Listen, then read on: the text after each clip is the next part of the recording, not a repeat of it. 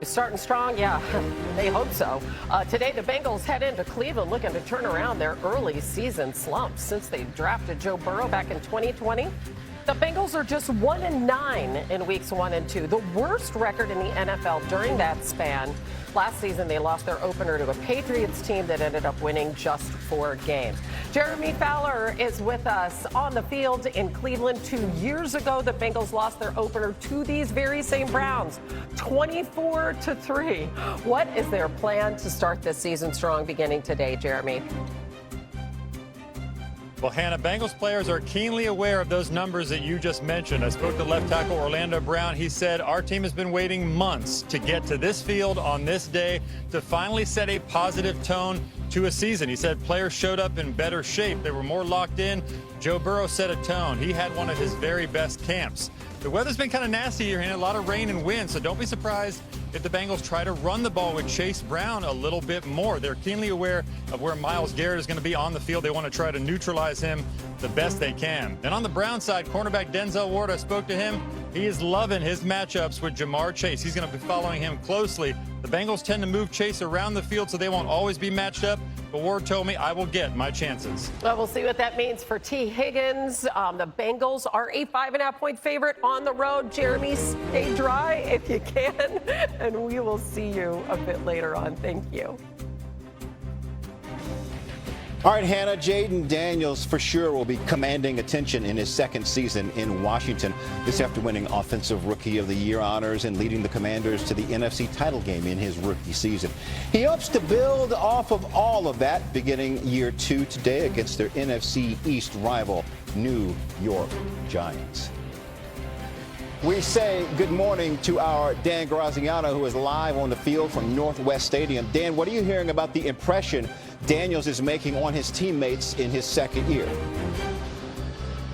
Yeah, Jay, I talked to a couple of the new guys on the team. Von Miller told me we have an absolute stud at quarterback. And Deebo Samuel said he's one of the coolest guys you'll ever meet. He said obviously he's got a ton of game, but his leadership skills are off the chart. He said he holds everyone to a high standard and sets the standard for the whole organization. And Jay, it reminded me of when I was at the Commanders training camp in early August. There was a play where an offensive lineman committed a penalty and Jayden Daniels kicked him out of the huddle right after. And head coach Dan Quinn said that wouldn't have happened last year because last year the coaches told Jayden Daniels, just be a great quarterback and a great teammate. We'll worry about holding guys accountable, all that kind of stuff. But now that he's in his second year and now that he showed so much in his first year, Jayden Daniels is elevating that aspect of his game, and his teammates are taking notice. You could feel that confidence when Hannah and I did the Commanders camp for 50 states in 50 days. You could feel the confidence that Jayden Daniels has coming into year 2. So we will see. By the way, completing 69% of his passes in his last rookie season, the highest for a rookie in NFL history.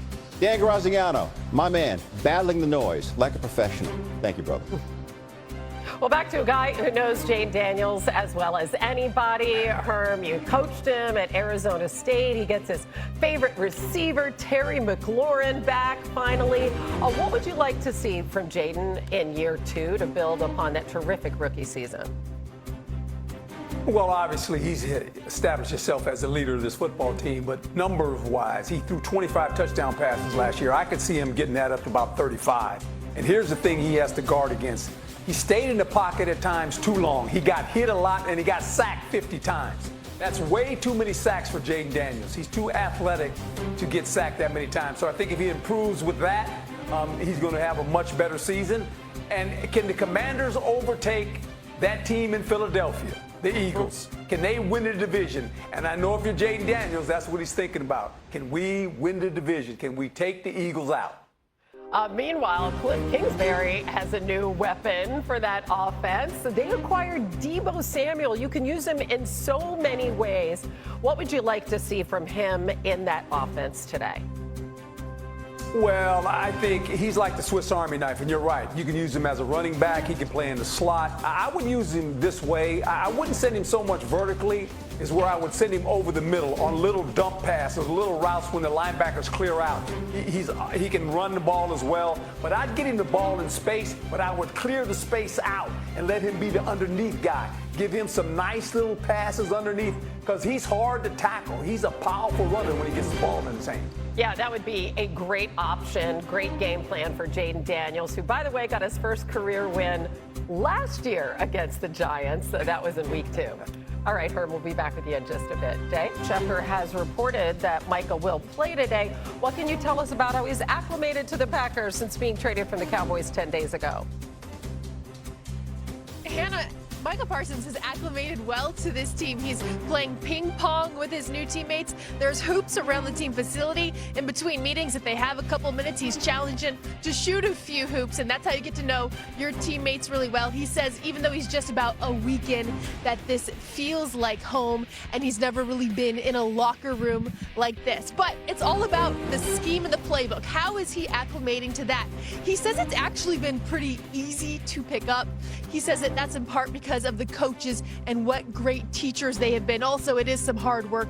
He was in on his player's day off. He's been early. He's been staying late at night, and then he's getting extra work in with some extra meetings. So a lot of effort by Micah Parsons. He says about 80% of that playbook is down. And as far as those practices this week and how he's acclimating on the field, Coach Matt LaFleur says even though he's been limited, he looks like an absolute freak out there, Hannah. So that's what the Packers expect to see from him today, albeit it's likely going to be in a limited capacity. Yeah, listen, one of just 2 players in NFL history with 12-plus sacks in each of his first 4 seasons. Another Packer who started off as an Eagle had those numbers too, the great Reggie White. Lindsay, we thank you. Hannah, Herm Edwards is back with us now. Herm, what specifically are you going to be watching for from Micah Parsons today? Well, obviously how they use Michael Parsons. I think he'll be a situational pass rusher when you think about his ability to get after the quarterback. And the Green Bay Packers, when you think about this, the Green Bay Packers, this is a big game for the Packers. They were 1-5 in the division last year. They played Detroit, who was 6-0 in the division. So I can see Michael Parsons being used as a little bit of a joker. You're going to move him around on the line of scrimmage. Sometimes he's going to be over the center. Sometimes he's going to be over the guard. Sometimes he's going to be at end. And use him as a designated pass rusher. He hadn't been in camp. He's not in shape. He's about a 25-play guy at the most. And this is why you bring him here, to enhance your pass rush. Remember, the Green Bay Packers are scoring 27 points on offense. They can score. Problem is, they got to knock the quarterback down. They do. They do. Hey, you mentioned Detroit. Let's talk about Detroit. 6-0 in the division last year. They swept Green Bay last season. What will be the key for the Lions to continue that streak today? Well, the Lions do what the Lions do. Montgomery and Gibbs, right? They have this fantastic running attack now. This is going to be interesting in my opinion. They lose their offensive coordinator, Ben Johnson. How does that affect the quarterback, Jared Goff? How does that affect the game plan on what they do? But I do know this. It all starts with their running game. They got 2 big runners that can run, and you got to tackle them. You can't go up there arm grab, and you got to put your shoulders on these runners because they're powerful runners. So it'll be interesting to see how this offense looks now with John Morton, the new offensive coordinator. Lions, by the way, the only team to go undefeated on the road last season. Much more from Coach Herm in just moments. Hannah? Last season for the NFC South, they meet in the opener today. Let's see what Baker is going to bring his ingredients this season. Baker Mayfield coming off a career season, leading Tampa to the division title. He completed over 71% of his passes, 7th best all time. Mayfield also setting a career high in passing yards with 4,500 last season. Only Joe Burrow and Jared Goff had more.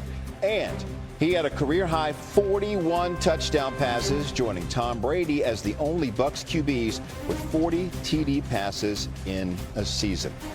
Let us go live now on the field with Jeff Darlington, who joins us now from Atlanta. Jeff, good morning to you. What more can you tell us about expectations for both Baker Mayfield and Michael Penix Jr. today? Well, Jay, it's really interesting when you do show those numbers about Baker Mayfield. It's clear that his career revival is sort of complete. So the question now is, where does he go from here? Mayfield making it very clear. He said more wins. To him, winning in Tampa is what matters most, not his statistics. But there is one stat that you didn't show there, and that is the one thing that Mayfield really does want to clean up this season, and that is interceptions. He has thrown 26 of them over the last 2 seasons combined. That leads the NFL. Now, Mayfield himself has said that he knows that from a physical standpoint, the way he plays, there's going to be interceptions along the way. It's the decision-making interceptions that he needs to curtail. It's something that he has been trying to fine-tune. Now over to Michael Penix. We know that he had sort of a 3-game audition last year when he replaced Kirk Cousins. The team feeling very confident that Penix is their future at the quarterback position. They love the way that he pushes the ball downfield. And by the way, I talked about interceptions. They love the way Penix makes good decisions and protects the football. So, Jay, 2 very intriguing quarterbacks in this game. And really a very interesting when it comes to the division rival that these two have sort of formed as well. Hey, Jeff, do me a favor. Look over your left shoulder to the folks who just brought the flag behind you and wave to them because they were waving at us when you were doing your live show. Just let them know you're